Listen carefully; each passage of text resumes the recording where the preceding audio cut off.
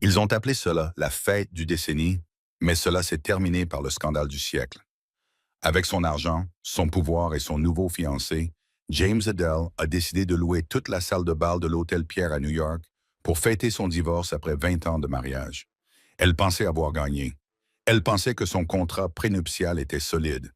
Elle se tenait sur scène, une coupe de champagne à la main, et souriait à la femme qui l'avait mise dans cette situation. Mais elle n'avait pas examiné la liste des invités avec suffisamment d'attention, car la personne assise discrètement au fond n'était pas seulement un invité, c'était l'avocat de sa femme. Et lorsque ce vieil homme s'est levé, ce n'est pas seulement la musique qui s'est arrêtée, toute la vie de James s'est arrêtée. Voici l'histoire de l'homme le plus arrogant de Manhattan qui a tout perdu alors qu'il célébrait son divorce.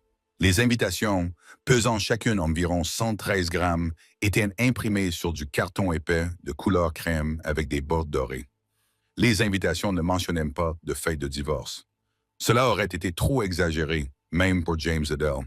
À la place, elles indiquaient en calligraphie « Célébration d'un nouveau départ ». Mais tout le monde dans la haute société new-yorkaise savait très bien de quoi il s'agissait. C'était un tour d'honneur. Adele Hay, PDG de Logistics, James Adele avait une fortune estimée à environ 400 millions de dollars. C'était un homme qui portait des costumes italiens plus chers que la voiture de la plupart des gens et qui considérait les gens comme des mouchoirs jetables. Il était marié à Catherine depuis 22 ans. Catherine était une femme discrète. C'était elle qui adoucissait ses ongles lors des dîners. C'était elle qui avait élevé leurs deux fils pendant que James était à Zurich ou à Tokyo pour son travail. Et c'était elle qui était restée à ses côtés lorsque la SEC avait ouvert une enquête en 2018. Mais Catherine avait vieilli. Elle avait désormais 48 ans, des rides d'expression et des cheveux gris. Elle refusait de mourir. James, quant à lui, avait trouvé mieux. Elle s'appelait Jessica Vane. Elle avait 26 ans, un métier indéfini, mais une ambition très claire. Elle était influenceuse. C'était-elle la raison de cette fête? Un nouveau départ. Le soir du 14 novembre, la grande salle de bal de l'Hôtel Pierre était envahie par le parfum des lys et des parfums coûteux. James n'avait pas lésiné sur les moyens. Au milieu de la pièce se trouvait une sculpture de glace représentant un phénix renaissant de ses cendres. C'était une métaphore aussi subtile que celle de la brique symbolisant sa vie de célibataire. « Regarde ça », murmura Silas O'Connell, l'un des plus anciens concurrents professionnels de James, en s'appuyant contre une colonne et en remuant son whisky. « On dirait qu'il a conquis l'Europe. »« C'est ce qu'il croit », répondit sa femme en regardant la scène. J'ai entendu dire que Catherine ne s'était pas opposée au divorce. Elle a simplement signé les papiers et s'est enfuie chez sa sœur dans le Connecticut. Elle est partie sans rien demander d'autre que la pension alimentaire. James dit que le contrat prénuptial est très solide. Silas grogna. Contrat standard de 1981. Si elle divorce, elle touche une indemnité fixe. Si elle le trompe, elle aura du mal à prouver qu'elle a été prudente. James avait rassemblé un groupe de personnes autour du bar et avait passé son bras autour de la taille de Jessica, comme pour la posséder. Jessica portait une robe rouge, techniquement en tissu, mais spirituellement une arme. Sous l'effet de l'adrénaline et du vin Dom Pérignon Vintage, le visage de James rayonnait. James cria « À la liberté !» à un groupe d'admirateurs qui riaient beaucoup à ses blagues. Et dans son élan, il serra Jessica qui gloussait dans le cul. L'atmosphère était électrique, mais c'était une mauvaise électricité. C'était l'énergie d'une arène de gladiateurs où la foule attendait du sang. Tout le monde buvait le vin de James, mangeait son caviar et lui souriait. Mais derrière leurs mains, ils attendaient que l'autre chaussure tombe. Comme Catherine Adele, on ne peut pas abandonner une femme qui sait où tous les cadavres sont enterrés sans en subir les conséquences. Mais Catherine n'était pas là. La salle était remplie de gestionnaires de fonds spéculatifs, de mannequins, de magnats de la technologie et de personnes en quête de statut social. C'était comme une mer de cravates noires et de diamants. « Est-ce qu'elle vient ?» murmura Jessica à James, les yeux rivés sur l'immense double porte. James ricana assez fort pour que la table voisine puisse l'entendre. « Catherine, mon Dieu, non, elle est probablement chez elle, en train de tricoter un pull pour un chat qu'elle n'a pas. Elle n'en a pas le courage, Jess. Elle ne l'a jamais eu. C'est pour ça que je suis avec toi. » Il l'embrassa. C'était un baiser humide et négligé qui fit détourner le regard à Silas O'Connell, honteux. James regarda sa montre Rolex. Il était 20h45. Il est temps de parler, dit-il. Je veux que tout le monde comprenne que l'Empire Adel est plus simple, plus dur et célibataire. Il se dirigea vers la scène, la foule s'écartant devant lui comme la mer Rouge. Il se sentait invincible. Il avait de l'argent. Il avait une petite amie et ce matin-là, le juge avait signé le jugement de divorce. Il était désormais un homme libre. À l'arrière, près des portes de la cuisine, il ne remarqua pas le vieil homme assis à la table Index 19. L'homme portait clairement un costume démodé datant d'il y a 20 ans, un tweed marron qui semblait poussiéreux sous les chandeliers. Il mangeait son risotto lentement, méthodiquement. À côté de son assiette se trouvait une maillette en cuir usé. Pour comprendre l'accident, il faut comprendre le vol. Catherine Adel n'avait jamais été une femme mondaine, mais James aimait la traiter comme une épouse à la retraite. Lorsqu'ils se sont rencontrés à la fin des années 90, Catherine n'était pas une femme du monde. Elle était architecte et très douée dans son domaine. En fait, c'était elle qui avait conçu l'interface du logiciel logistique que James avait vendu pour créer sa propre entreprise. Elle était l'ingénieure en chef de la vie de James. Lorsque les affaires ont commencé à marcher, James a demandé à Catherine de se retirer. « Je n'ai pas besoin d'une associée, mais d'une épouse, Kate, lui a-t-il dit.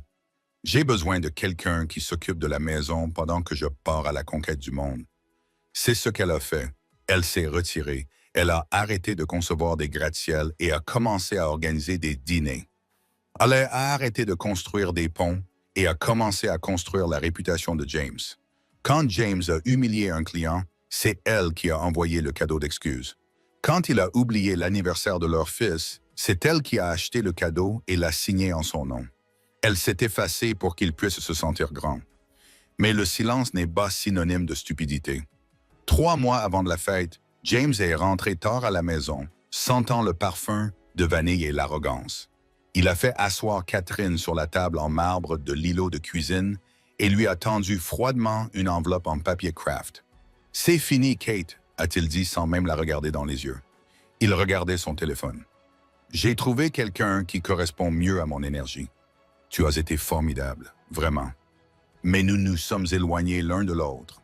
Mon avocat a préparé les documents basés sur le contrat prénuptial. La maison dans les Hamptons, l'audi et 5 000 $ par mois te reviennent. C'était une offre généreuse. Ce n'était pas généreux. C'était des miettes. L'héritage d'Adel valait près d'un demi-milliard. 5 000 $ par mois ne couvriraient même pas les taxes foncières de la maison dans les Hamptons. Catherine n'avait pas pleuré. Même si James ne l'admettait pas, c'était ce qui l'effrayait. Catherine prit de l'enveloppe, le regarda avec des yeux d'une clarté effrayante et dit « Cela correspond à ton énergie. Je comprends. Ne complique pas les choses, Kate. » James finit par lever la tête et s'écria « J'ai les meilleurs avocats de la ville.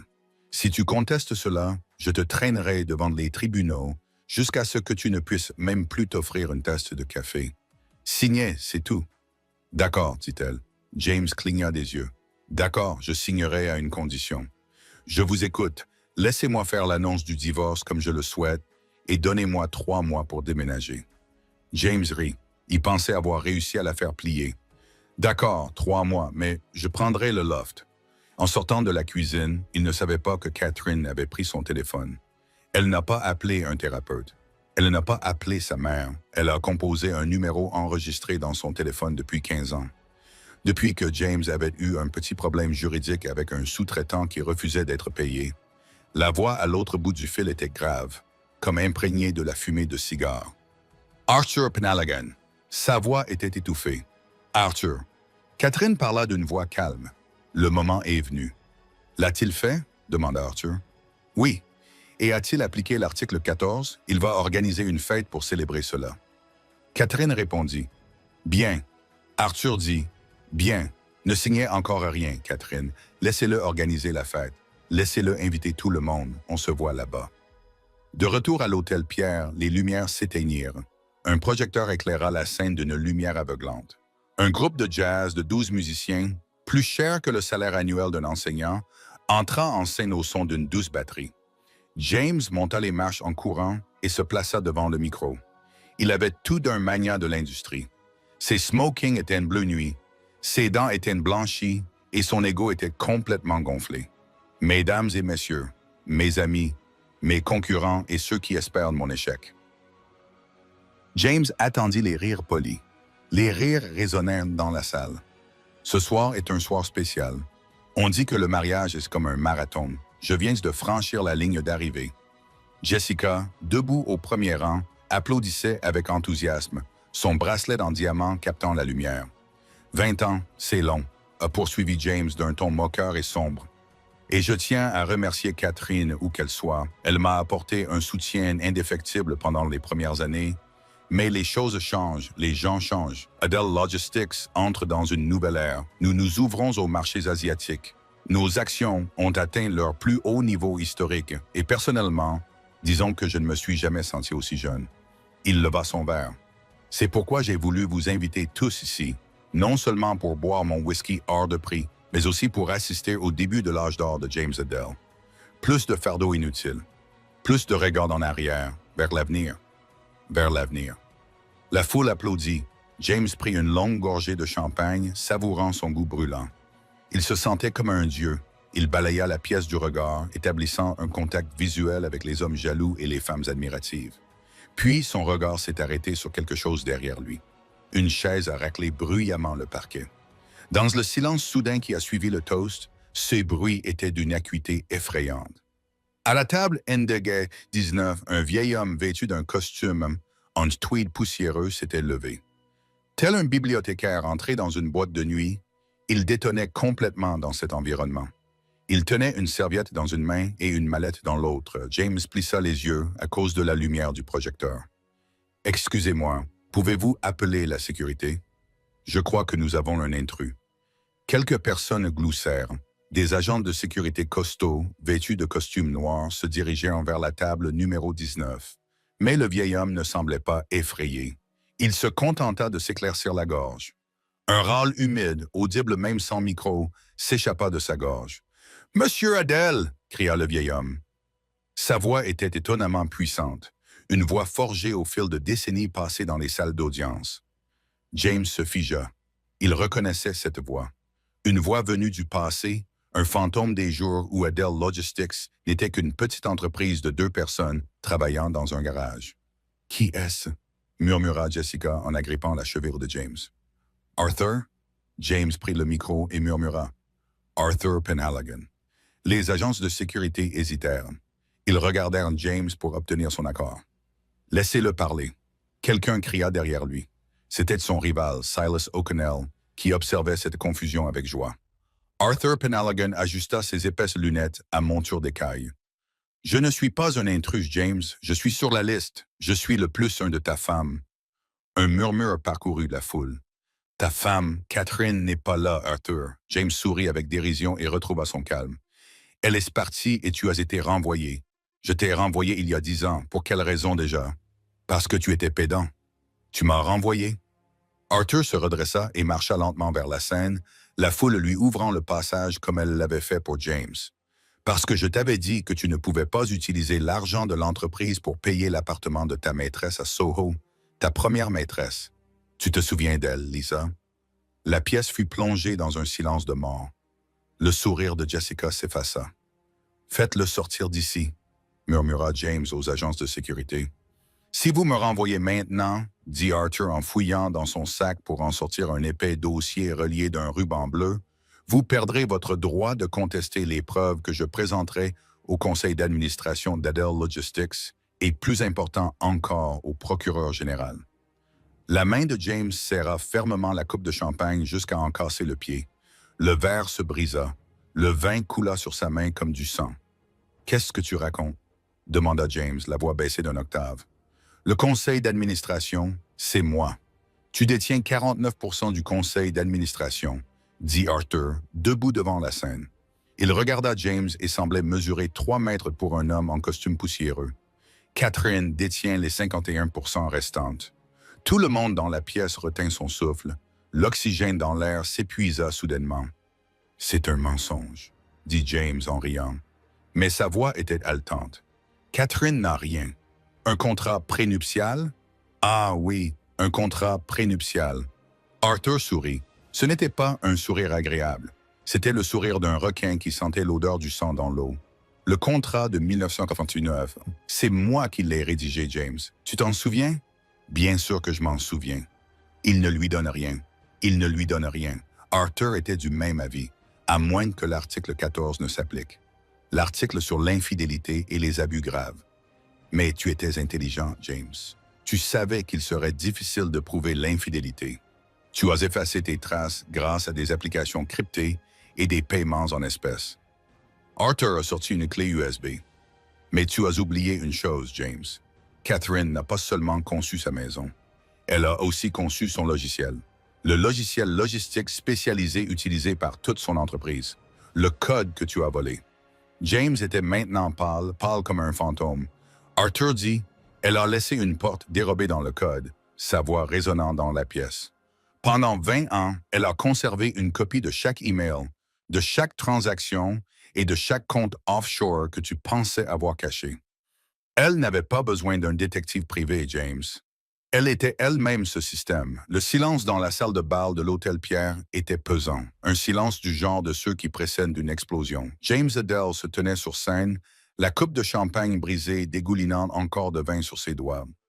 Arthur regarda Penhaligon, puis la clé USB que tenait le vieil avocat, et enfin l'énorme écran LCD derrière lui, l'écran sur lequel devait être diffusé le montage montrant ses louanges et ses nouveaux départs. « Sécurité !» cria à nouveau James, la voix cassée. « Éloignez-le. » Il est entré sans autorisation. Miller, le chef de la sécurité que James payait un salaire modeste depuis 3 ans, regarda Arthur. Puis il regarda James. Puis il regarda la foule composée de témoins influents.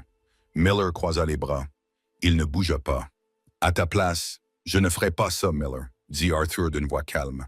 « À moins que tu ne veuilles que la facture des frais de conseil en sécurité que James a transféré des fonds de l'entreprise vers ses dettes de jeu à Macao soit rendue publique. » Miller recula nettement.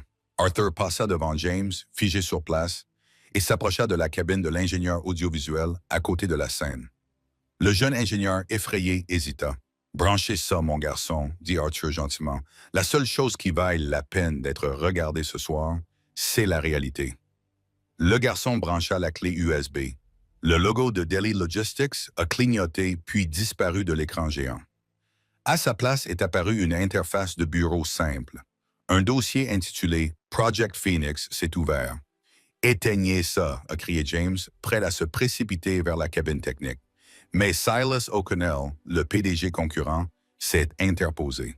« Regardons ça, James » a dit Silas avec un sourire impitoyable. « J'aime les bons films. La première image n'était pas un tableau comptable. C'était un enregistrement de conversation. Il provenait d'une application de messagerie cryptée datant de 8 mois. James n'est au courant de rien.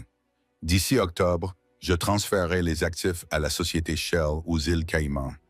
Quand je lui présenterai les documents, les comptes principaux sembleront vides. Il ne lui restera que quelques centimes. L'avocat a souligné le risque. S'il contrôle James, il ne restera pas. C'est une femme au foyer. Elle n'a pas regardé le bilan depuis 10 ans. Je la remplace par un mannequin de 26 ans. Elle coûte moins cher à entretenir. Un murmure d'étonnement a parcouru la salle. Des centaines de regards se sont tournés vers Jessica Vane. Le mannequin de 26 ans en robe rouge. Elle est restée figée, le visage pâle. Jessica a balbutié James en lui tendant la main. C'est quelque chose qui a été sorti de son contexte. Une blague. Une conversation dans les vestiaires. Mais l'écran a changé. Il y avait maintenant une série de virements bancaires. 12 avril, 450 000 $ Vane Consulting, le travail de Jessica. Objet, service fourni. Puis un autre email est apparu. C'était l'email que James avait envoyé à son courtier 2 semaines auparavant. James, assure-toi que Jessica n'ait pas accès aux vraies cartes. Je veux lui donner de l'argent de poche. Une fois le divorce prononcé, je devrais réduire son budget. Pour l'instant, c'est quelqu'un d'amusant, mais à long terme, ce n'est pas une épouse convenable. Attends un an, puis nous trouverons un moyen d'annuler son contrat. La salle était en ébullition. Ce n'étaient plus seulement des chuchotements. C'était le chaos total. Les téléphones enregistraient chaque seconde. La fête du décennie était retransmise en direct dans le monde entier, mais pas comme James l'aurait souhaité. Jessica Vane monta les marches jusqu'à la scène. Elle tremblait. James vit le soulagement apparaître sur son visage. Il pensa qu'il allait se rapprocher de Jessica pour la soutenir. « Jess, ma chérie, écoute. » Une gifle. Le son résonna dans le micro. Ce n'était pas une gifle théâtrale. C'était une gifle dure et douloureuse qui fit tourner la tête de James sur le côté. Les services furent accomplis, Jessica cria en pleurant. Les larmes coulaient sur son visage. « Je croyais que tu m'aimais. Tu m'avais dit que j'étais ton âme sœur. »« Tu n'étais qu'un stylo, ma chérie, » dit Arthur à côté d'elle, sa voix couvrant le bruit. Tout comme Catherine, tout comme tout le monde dans cette pièce. Arthur appuya sur un bouton de la télécommande qu'il avait reçu du technicien. L'écran changea à nouveau. Cette fois, l'atmosphère dans la pièce passa de la rumeur à la terreur. Il y avait un tableau intitulé « Évasion fiscale SEC FY 2023 ». Les pots de vin y étaient répertoriés. Les faux manifestes d'expédition y figuraient également. Les noms des 3 personnes présentes dans la pièce qui avaient accepté des pots de vin pour fermer les yeux sur les contrôles réglementaires y figuraient également. Les rires cessèrent. Silas Ounel perdit son sourire lorsqu'il vit le nom de sa propre entreprise à côté d'une commission de conseil suspecte de 2 millions de dollars. « Mesdames et messieurs, » annonça Arthur en se tournant vers l'Assemblée, « ce que vous voyez là, c'est la porte dérobée créée par Catherine. Chaque fois que James falsifiait une entrée dans ce système principal, le code créait automatiquement une copie authentique sur un serveur secret. Il n'avait pas seulement trompé sa femme. Il avait également trompé ses actionnaires, le gouvernement et ses partenaires. James était en hyperventilation. Il tirait sur son pull, le visage livide. « C'est illégal, vous ne pouvez pas montrer ça. C'est de l'espionnage industriel. »« Non, James, » dit Arthur en fermant la mallette. « C'est une découverte et j'en ai déjà envoyé une copie au procureur général. Ils doivent être en route. »« Juste à temps, » dit-il alors que les lourdes portes doubles de la salle de bal s'ouvraient. Ce n'était pas l'équipe de restauration venue pour le dessert. Il y avait 6 policiers du NYPD et 2 agences du FBI en blues. James Adele, qui voulait être roi, cherchait une issue. Il n'y en avait pas. Il regarda Jessica. Elle était partie. Il regarda ses amis. Ils regardaient leurs chaussures ou envoyaient des messages furieux à leurs avocats. La musique s'était officiellement arrêtée. L'arrestation de James Adele n'avait rien d'honorable.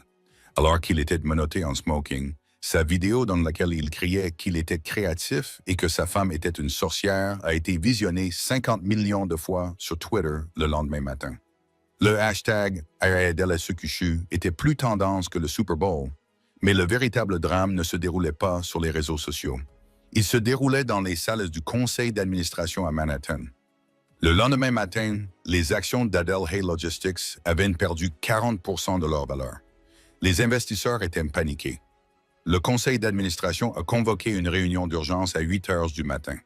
Ils se sont réunis dans la salle de conférence vitrée du 50e étage, avec la silhouette grise et pluvieuse de la ville en arrière-plan. La chaise à la tête de la table était vide. La chaise de James était vide. Le directeur financier Marcus Thorne, essuyant la sueur de son front, a déclaré « Nous devons faire une déclaration. Nous devons nous éloigner de James. Nous devons dire que nous ne savons rien au sujet de la fraude. » Mais Marcus, l'un des membres du conseil d'administration, a répondu « Les preuves présentées par Arthur accusent le service financier. Si nous disons que nous ne savons rien, nous passerons pour des incompétents. Si nous disons que nous savons, nous irons en prison. » La porte de la salle de conférence s'est ouverte. Tout le monde a tourné la tête. Ils s'attendaient à voir la police. Ils s'attendaient à voir leurs avocats. Au lieu de cela, une femme vêtue d'un chemisier en soie blanche et d'une jupe crayon couleur charbon entra dans la pièce. Ses cheveux étaient coiffés en un chignon élégant et raffiné.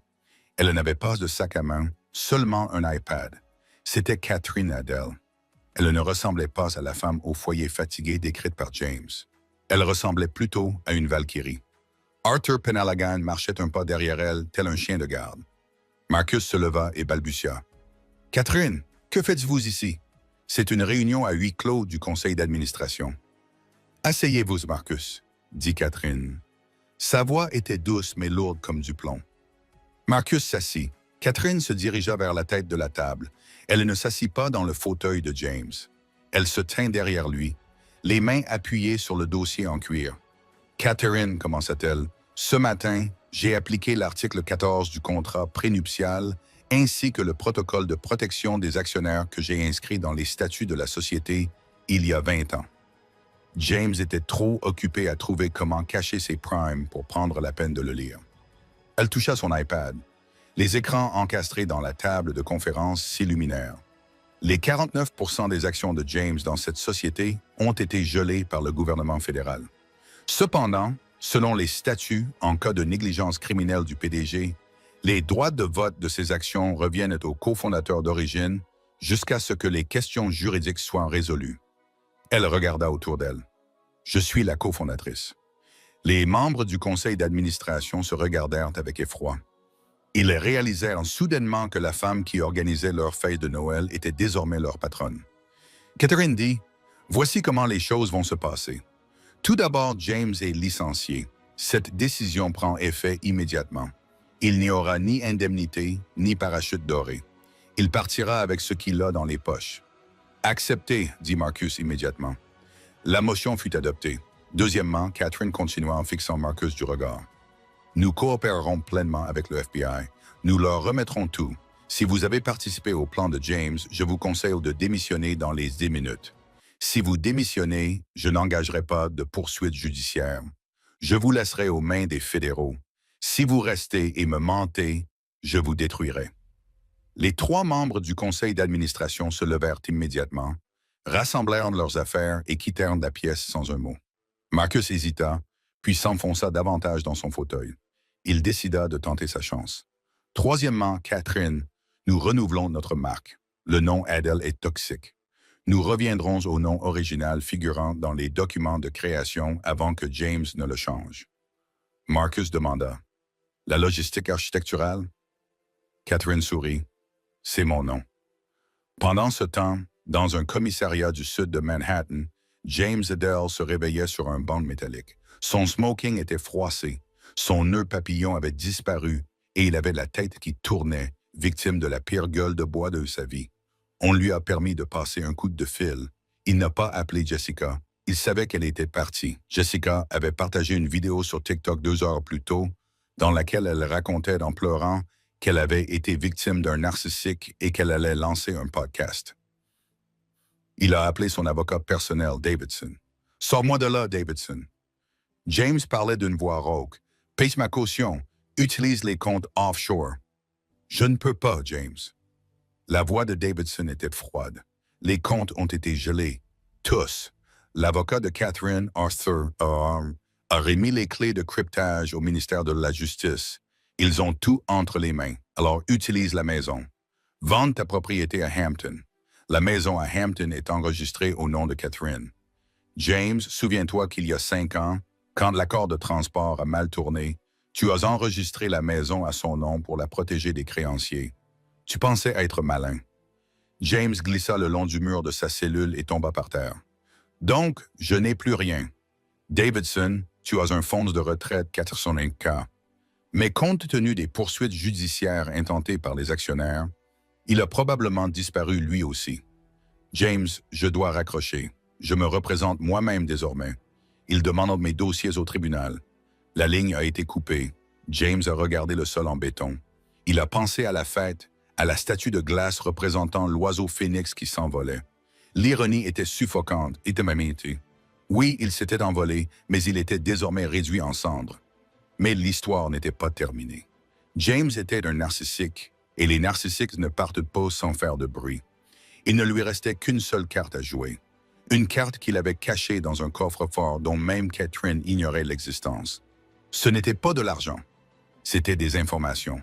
Les secrets inavouables d'une personne bien plus puissante que lui. S'il devait couler, il entraînerait toute la ville avec lui. Le passage du penthouse au poste de police n'était pas seulement un changement d'attitude, c'était un changement de réalité. James Adele avait passé les 20 dernières années dans des environnements conçus pour atténuer les désagréments du monde réel. Il vivait dans des bureaux climatisés, des limousines insonorisées et des salons VIP où l'air était imprégné d'une odeur de thé blanc et de thym. Il se trouvait désormais dans la cellule Index 4 du complexe de détention de Manhattan. L'air y était imprégné d'une odeur métallique de lessive industrielle, de sueur rance et de désespoir. La lumière fluorescente au plafond bourdonnait à une fréquence qui semblait conçue pour briser l'esprit humain et provoquer des maux de tête. Cela faisait 3 jours. Il portait le même pantalon de smoking depuis 3 jours, désormais taché et froissé. Commabun était parti, confisqué en raison du risque de suicide. Ses mocassins à 5 000 $ avaient été remplacés par des sandales en caoutchouc orange. James s'assit sur le bord du banc en acier inoxydable, la tête entre les mains. Ce n'était pas le regret qui occupait son esprit, mais des calculs. C'était un homme qui voyait la vie comme une série d'opérations. Chaque problème avait un prix. Chaque personne avait un levier. Il lui suffisait de trouver le levier pour ouvrir ses barreaux. La porte vrombit bruyamment. La lourde porte en acier s'ouvrit dans un grand fracas. « Adèle, l'avocat !» grogna un gardien. James se leva et ajusta sa chemise. Il essaya d'imiter la posture d'un PDG, mais c'était difficile car ses poignets étaient menottés à sa taille. Il fut conduit dans un couloir peint dans un beige corporatif déprimant et poussé dans une salle d'interrogatoire. La pièce était petite, sans fenêtre, avec une table fixée au sol. 2 hommes l'attendaient. L'un d'eux était l'agent Miller de la FBI qui l'avait arrêté à Pierre. Miller semblait aussi endormi que James. Sa cravate était défaite et ses yeux reflétaient une détermination farouche. L'autre homme était nouveau. Il avait des traits anguleux, portait un costume aussi cher que celui de James et dégageait un calme prédateur, tel un serpent venimeux. « James, dit le nouvel homme sans lui tendre la main. « Je suis le procureur Ellis. Nous avons beaucoup de choses à discuter. » James s'assit, les chaînes cliquetèrent. « Je veux l'immunité, dit-il immédiatement. Et je veux du café, du vrai café, pas cette merde que vous servez dans la salle de détention. » Ellis rit d'un ton sec et moqueur.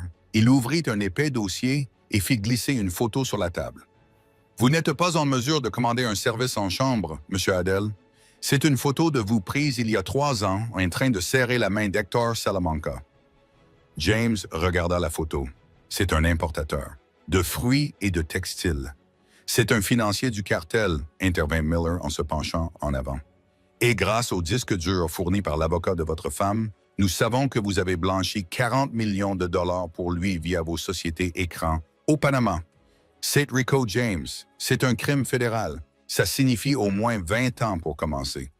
Et il y a aussi les accusations au niveau de l'État, ajouta Ellis en comptant sur ses doigts. Vol aggravé, falsification de documents commerciaux, fraude boursière et, ma préférée, complot en vue de tromper les actionnaires. Au total, tu risques de mourir en prison, James. James sentit des sueurs froides lui couler dans le cou. Les murs de la petite pièce semblaient s'effondrer sur lui. Ils l'avaient attrapé. Catherine leur avait tout donné. Les emails, les virements bancaires, les conversations secrètes. Catherine avait été méticuleuse, mais James savait qu'Adèle avait toujours un atout dans sa manche, une option qu'elle gardait pour un moment comme celui-ci, à utiliser en cas d'urgence. Il se pencha en arrière et esquissa un sourire qui n'atteignait pas ses yeux. « Tu crois tout savoir, » murmura James. « Mais Catherine ne t'a donné que les informations faciles. Elle t'a donné les fraudes commerciales, le blanchiment d'argent, des choses insignifiantes. » Ellis haussa les sourcils. « Je t'écoute. L'argent de Salamanca. Ce n'était qu'une faveur à un ami. » James mentait habilement, mais les autorités portuaires contournent les règles douanières. « Tu crois que j'ai fait ça tout seul? Tu penses qu'un PDG de logistique a le pouvoir de faire passer un conteneur sans contrôle par les douanes américaines? » La pièce devint silencieuse. L'agent Miller croisa le regard du procureur Ellis.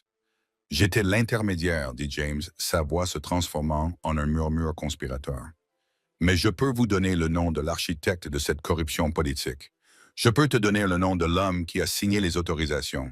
L'homme qui a empêché les chiens de renifler les mauvaises caisses. »« Qui ?» demanda Miller. James attendit un moment pour créer un effet dramatique. « Le sénateur Holbrook. » Ce nom fit l'effet d'une bombe. Le sénateur Holbrook était une figure importante de la politique new-yorkaise, un homme qui avait des ambitions présidentielles et une réputation irréprochable. Le faire tomber serait une grande victoire pour Ellis et Miller dans leur carrière. « Vous mentez, dit Ellis, mais son intérêt était évident. Holbrook est intouchable. Il est cher, corrigea James. Et j'ai les reçus. J'ai tenu un registre physique pendant 10 ans. Pas d'ordinateur, pas de cloud, juste un stylo et du papier. Il répertorie les dates, ses numéros de conteneurs, les montants des paiements et les signatures. Ces signatures. James se pencha en avant, les yeux brillants. Je te donnerai le registre. Tu me donneras une immunité totale. Je serai libre. Je protégerai mes biens personnels.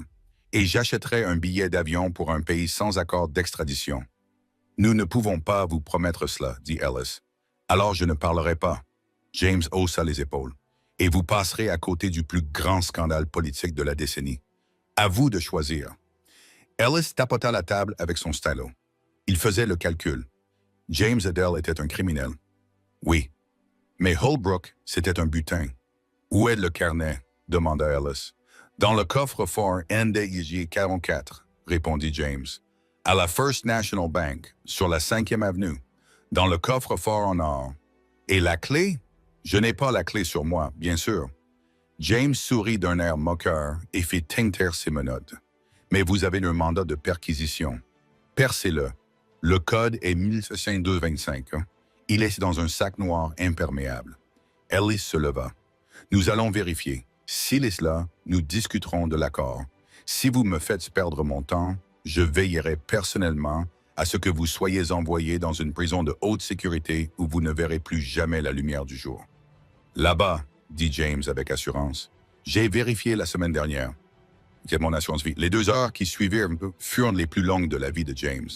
Il fut laissé seul dans la salle d'interrogatoire, menotté à la table. En regardant le miroir sans teint, il imagina l'agitation folle qui régnait de l'autre côté. Il se mit à rêver. Une fois qu'il aurait obtenu l'immunité, il partirait. Peut-être à Dubaï ou au Brésil. Il avait de l'argent liquide caché dans un endroit que Catherine ne connaissait pas. Il prendrait un nouveau départ. Il était James Adele. Il pourrait reconstruire sa vie et trouver enfin un moyen de faire payer Catherine. Il imagina l'expression sur son visage lorsqu'elle se rendrait compte que James avait échappé à la justice et un sourire en coin se dessina sur ses lèvres.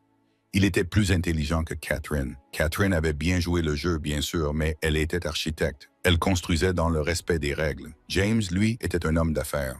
Il savait comment enfreindre les règles. La porte s'ouvrit enfin. James se redressa, s'attendant à voir une équipe d'avocats prêts à rédiger l'accord d'immunité. Au lieu de cela, l'agent Miller entra seul. Il n'avait pas de documents en main. Il portait un sac en plastique transparent contenant des preuves. Il jeta le sac sur la table. Clac. James baissa les yeux. Le sac était léger. Il ne contenait pas de gros cahiers noirs. Il ne contenait qu'un seul petit carton rectangulaire. C'était une carte à jouer. La dame de pique, James la regarda. Son cerveau était incapable de traiter ce qu'il voyait. Quoi? Qu'est-ce que c'est? C'était dans la boîte NDAD 44, dit Miller. Sa voix était froide, dépourvue de patience. C'est tout? Non, balbutia James. Non, c'est impossible. J'ai moi-même mis le livre là-bas. Je suis allé à la banque 4 jours avant de la fête. Il était là. J'ai parlé au directeur de la banque, dit Miller en sortant un carnet. D'après les registres d'accès, le coffre NDAD 404 a été ouvert hier matin à 9h15. Qui y a eu accès? James hurla, de la salive jaillissant de ses lèvres. Je suis le seul à avoir la carte d'accès. C'est mon coffre. Miller lança à James un regard mêlé de pitié et de dégoût. En fait, James, ce n'était pas seulement votre coffre. D'après les registres de la banque, il a été ouvert en 1998 et était sous la garde conjointe des époux. Vous et Catherine Adele étiez tous 2 signataires. James se figea. Le souvenir le frappa comme un coup physique. 1948, ils venaient de se marier. Il avait ouvert ce coffre-fort pour y conserver leur livret de mariage et quelques souvenirs de famille. Il y avait ajouté son nom, dans un geste romantique. « Ce qui est à moi est à toi, mon amour ». Au fil des ans, il avait retiré les souvenirs du coffre-fort et avait commencé à les utiliser comme moyen de chantage. Il avait complètement, totalement oublié que son nom figurait toujours sur la carte d'autorisation. La femme entra. Miller continua d'écouter l'histoire avec plaisir. Elle présenta sa carte d'identité. Elle dit au directeur qu'elle avait perdu sa clé et qu'elle devait récupérer de toute urgence certains documents familiaux. Comme elle était copropriétaire, ils forcèrent la serrure. Elle entra dans la pièce privée pendant 5 minutes. Elle sortit, remercia et partit. James sentit le sang se retirer de son visage. Ses membres s'engourdirent. La femme le prit. James murmura. « Le carnet est chez lui. Si c'est le cas, dit Miller, il ne nous l'a pas donné. Cela signifie qu'il n'a rien à échanger, James. Tu n'as aucun atout. Tu n'as aucune immunité. Il fait obstruction à la justice. James, désespéré, se mit à crier en se grattant la gorge. Arrêtez-le. Perquisitionnez son domicile. Pour quel motif? Day entra dans la pièce, furieux. Nous avons perquisitionné la boîte sur la base de votre dénonciation et nous avons trouvé un jeu de cartes. Nous n'avons aucune preuve de l'existence du carnet. Pour autant que nous le sachions, vous hallucinez. Vous nous avez envoyés dans une recherche inutile pour gagner du temps. C'est vrai, James hurla. Il l'a volé pour me détruire. Ou Ellis approcha son visage à quelques centimètres de celui de James. Il l'a volé pour le détruire. Peut-être protège-t-il le sénateur. Peut-être protège-t-il l'entreprise. Ou peut-être voulait-il simplement s'assurer qu'il n'avait plus rien à vendre. La reine de pique regardait James depuis le sac en plastique. Dans les cœurs, la reine de pique est la carte de la mort. Elle vaut 13 points. Si elle reste dans votre main, vous perdez la partie. Catherine ne l'avait pas seulement mise échec et mat. Elle avait renversé l'échiquier et mis le feu à la table. Elle l'avait planifié. James se balançait d'avant en arrière en marmonnant. La fête, la vidéo, l'arrestation, la boîte. Il savait. Il savait tout. Il te connaissait mieux que tu ne te connais toi-même, dit Miller. Il attrapa le bras de James et le souleva. « Allez, le voyage est terminé. On t'emmène au cimetière. »« Attendez, supplia James, les jambes tremblantes. Je peux vous donner autre chose que je sais. »« Je sais. » Il chercha désespérément un mensonge, une vérité, n'importe quoi. Mais son esprit était vide. Son carnet était sa seule garantie. Sans lui, il n'était qu'un criminel en col blanc cupide. « Garde ça pour le juge, » dit Ellis en se retournant. « Et détends-toi, James, tu vas être l'invité de l'État pendant très, très longtemps. » Lorsque la lourde porte se referma derrière lui, l'emprisonnant dans le couloir sombre, James Adele comprit enfin le véritable prix de son divorce. Il n'avait pas seulement perdu sa femme. Il s'était mis à dos la seule personne assez intelligente pour le sauver. Et maintenant, tous les atouts étaient entre ses mains. Le procès intenté par les États-Unis contre James Adele ne fit pas seulement la une des journaux, il monopolisa l'actualité.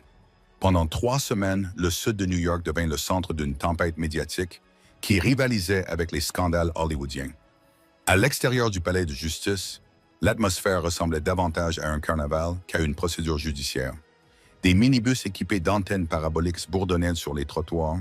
Des manifestants brandissaient des pancartes sur lesquelles on pouvait lire « Manger les riches et Catherine » et une mère de caméra attendait de voir le Titan déchu.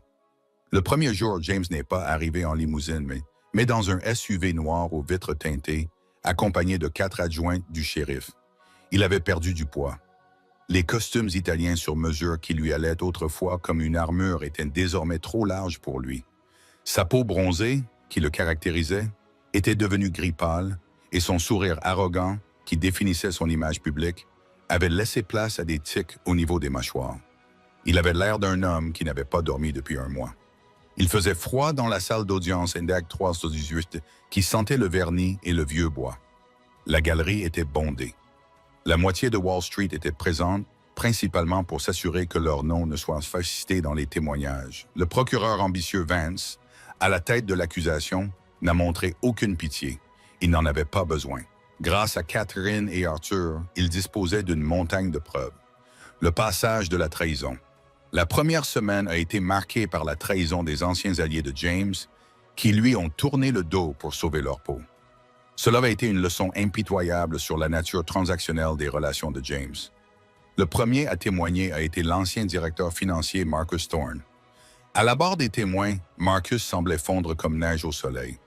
En 10 minutes, sa chemise était trempée de sueur. Il a raconté en détail comment James l'avait forcé à falsifier les comptes, le menaçant de le licencier et de le mettre sur la liste noire du secteur s'il refusait. Il a appelé cela de la comptabilité créative. Marcus bégayait, évitant le regard meurtrier de James depuis la table de la défense. Il a déclaré que les actionnaires ne voulaient pas la vérité, mais la croissance. Il m'a demandé de transférer les fonds de retraite vers des comptes aux îles Caïmans afin de couvrir ses pertes à Macao. Il a déclaré qu'il était le roi et que les rois ne demandaient pas la permission. Mais le coup de grâce a été porté le 4e jour. Jessica Vane est entrée dans la salle d'audience vêtue d'une modeste robe noire, contrairement à la robe rouge qu'elle portait lors de la fête de divorce. Elle avait effacé toute trace de James sur les réseaux sociaux. Elle jouait parfaitement le rôle de la victime naïve. Je ne savais pas. Jessica a pleuré à la barre des témoins, serrant son mouchoir dans ses mains. Il m'a dit qu'il était un génie. Il m'a offert des cadeaux, bien sûr, mais c'est lui qui contrôlait tout. Il m'a demandé de signer un accord de confidentialité pour partir en vacances avec lui. Je n'étais qu'un accessoire pour lui, un autre trophée à ajouter à sa collection. James a tapé du poing sur la table. Tu as pris un sac à main à 3 millions de dollars. Espèce de sanguessus. Silence. Le juge Patterson a tapé du marteau sur la table et a crié. Monsieur Adel, si vous criez encore une fois, vous serez arrêté pour outrage au tribunal. James s'est adossé, le visage livide. À ce moment-là, il réalisa que la femme dont il avait détruit le mariage était désormais celle qui enfonçait le dernier clou dans son cercueil. Un coup désespéré de la défense. À l'approche de la deuxième semaine, l'avocat de James, Lionel Hutz, un redresseur de situation coûteux, n'avait rien à voir avec le personnage de dessin animé, mais le juge Sleazy savait qu'ils étaient en train de se noyer. Les preuves de fraude étaient irréfutables. Le carnet avait disparu. L'accord d'immunité avait été retiré. Leur seule stratégie consistait à discréditer la crédibilité de la dénonciatrice. Ils devaient présenter Catherine comme une ex-épouse rancunière et instable qui avait placé des preuves pour accuser un homme innocent. Appelez Catherine Vance à la barre, dit Lionel. Le silence s'est abattu sur la salle. C'était le moment décisif. Catherine s'est avancée vers la barre des témoins. Elle n'avait pas l'air d'une victime. Elle portait un tailleur bleu marine impeccable. Ses cheveux étaient coupés au carré. Elle marchait d'un pas assuré, comme si elle était chez elle. Elle a prêté serment d'une voix claire et calme. Lionel Hutz faisait les 100 pas devant elle, essayant de paraître imposant. Madame Vance Hutz commença à parler d'un ton méprisant. « Soyons honnêtes avec le jury. Vous étiez en colère, n'est-ce pas? Votre mari, depuis 20 ans, vous a quitté pour une femme 2 fois plus jeune que vous. C'est une histoire très ancienne. Une femme humiliée. J'étais déçu, Monsieur Hutz, répondit Catherine froidement. Je n'étais pas en colère. La colère signifie perdre le contrôle. Je n'avais jamais été aussi en contrôle. Vraiment? Demanda Hutz d'un ton moqueur. Vous admettez avoir installé une porte dérobée dans le logiciel de l'entreprise? Vous admettez avoir surveillé votre mari pendant des années? Vous avez manipulé les données, n'est-ce pas? Vous avez créé cette supercherie pour le détruire parce qu'il vous avait brisé le cœur, n'est-ce pas? Le jury se pencha en avant. La défense comptait sur ce récit. Catherine ajusta ses lunettes. Elle regarda James directement, par-dessus l'épaule de l'avocat. James la regarda, les yeux pleins de compassion, implorant le souvenir de l'amour qu'ils avaient partagé autrefois. « Monsieur Hutz, dit Catherine en se tournant vers l'avocat, je n'ai pas placé de preuves. J'ai créé un miroir. Lorsque j'ai écrit le code pour Adel Logistics, alors que James essayait encore de comprendre le fonctionnement de l'email, j'ai ajouté une trace d'audit. Ce n'était pas parce que je ne lui faisais pas confiance, mais parce qu'en tant qu'architecte et ingénieur agréé, je me souciais de l'intégrité structurelle. Il y a 10 ans, lorsque les chiffres ont commencé à ne plus correspondre, je ne suis pas intervenu. Je me suis contenté d'observer. Je l'ai laissé construire sa tour de mensonges. Vous l'avez donc laissé commettre un crime? S'écria Hutz. Vous étiez sa complice. J'étais une complice silencieuse, corrigea Catherine en durcissant le ton. Et lorsqu'il a décidé de violer notre contrat de mariage, alors que je le soutenais, que j'élevais ses enfants et que je concevais tout son empire, j'ai décidé d'appliquer les sanctions. Je n'ai pas détruit James Adel, avocat. James Adel a détruit James Adel. Je n'ai fait qu'allumer la lumière. La salle d'audience s'agita. La métaphore du miroir était dévastatrice. Elle a privé James de son rôle de victime. Il n'avait pas été piégé. Il avait été démasqué. Verdict, le jury a délibéré pendant moins de 6 heures. Le dernier jour, la salle d'audience était si silencieuse que l'on pouvait entendre le ronronnement de la climatisation. James s'est levé lorsque le président du jury a lu le verdict. Nous avons déclaré l'accusé coupable de fraude électronique, coupable de blanchiment d'argent, coupable de fraude boursière, coupable de complot en vue de frauder les États-Unis. 24 chefs d'accusation, 24 condamnations. James n'a pas crié, il n'a pas pleuré, Il s'est simplement effondré sur sa chaise, comme une marionnette dont on aurait coupé les fils. Il a regardé par-dessus son épaule vers la galerie, cherchant Silus, Jessica, ses amis. Ils étaient tous partis. La seule personne qui le regardait était Catherine. Elle n'a pas souri. Elle n'a pas montré de joie. Elle lui a fait un bref signe de tête, confirmant d'une dernière fois que l'affaire était conclue. Puis elle se leva, prit son sac et sortit de la salle d'audience pour se diriger vers les flashs aveuglants des paparazzi. Le juge Patterson ne fit pas preuve de clémence. « Monsieur Adele, vous avez fait preuve d'une arrogance et d'une cupidité à couper le souffle. Vous avez considéré la loi comme une simple suggestion et votre famille comme un actif à liquider. Je vous condamne à 30 ans de prison fédérale sans possibilité de libération conditionnelle avant d'au moins 25 ans. 30 ans. James fit le calcul. Il avait 52 ans. S'il survivait, il serait un vieil homme. 6 mois plus tard, le calme était revenu, mais le paysage avait changé à jamais. James Adele a été envoyé à FCI Fort Dix, une prison à sécurité moyenne située dans le New Jersey. La transition a été brutale. L'homme qui se plaignait d'autrefois que l'eau minérale n'était pas refroidie à exactement 42 degrés mangeait désormais une soupe succulente servie dans un plateau en plastique. Mais c'est son ego qui a pris le plus gros coup. Et en prison, personne ne se souciait de son portefeuille d'action. Personne ne se souciait de la méthode Adele. On lui a confié un travail à la bibliothèque de la prison. Empiler des livres et réparer les dommages sur le dos des anciens textes juridiques. Un mardi après-midi, alors qu'il poussait son chariot à livres, James a aperçu un magazine posé sur une table. C'était le dernier numéro de Forbes. En couverture, une femme portant un casque et tenant une série de plans se tenait devant un gratte-ciel élégant et moderne. Le titre était « Restructuration. Comment Catherine Vance a sauvé son empire d'1 milliard de dollars de la ruine ». James prit le magazine avec des mains tremblantes. L'article racontait en détail la renaissance de son ancienne entreprise. Catherine avait changé le nom de la société en Architect Logistics. Elle avait licencié tout le conseil d'administration et l'avait remplacé par des dirigeants sérieux et éthiques, composés principalement de femmes et de jeunes ingénieurs ignorés par le club des hommes de James. Le cours de l'action n'avait pas seulement rebondi, il avait doublé. Catherine était saluée non seulement comme une survivante, mais aussi comme une PDG visionnaire qui avait apporté de la transparence à un secteur corrompu. James regarda la photo. Catherine semblait rayonnante. Elle paraissait plus jeune, plus légère, comme si un lourd fardeau avait été retiré de ses épaules. Il tourna la page. Il y avait une interview dans la barre latérale. Journaliste. « Regrettez-vous la façon dont votre relation avec votre ex-mari s'est terminée, Catherine? En architecture, il faut parfois démolir un bâtiment condamné pour construire quelque chose qui tiendra vraiment debout. Je ne regrette pas cette démolition.